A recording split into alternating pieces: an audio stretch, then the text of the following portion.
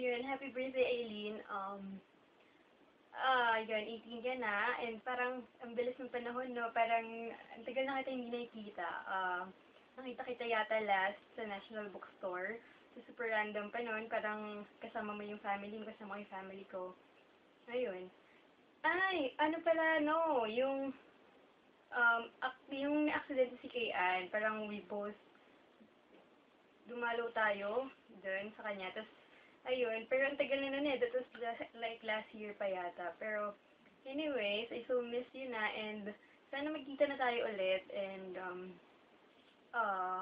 ano pa ba, wala na ako masyadong alam sa'yo, but, ayun, nandito pa rin ako if ever may problems ka, or whatever. Basta don't hesitate na lapitan ako, or kausapin ako if there are problems. Ayun.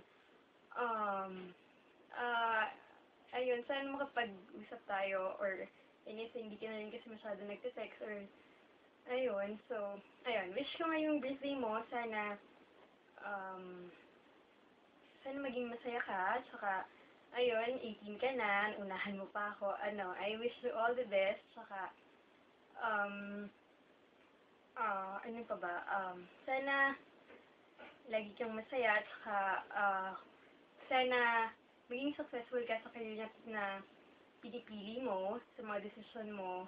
Ayun, basta andito lang kami mga kaibigan mo, para, para supportahan ka, tsaka para i-cheer up ka kapag nalulungkot ka.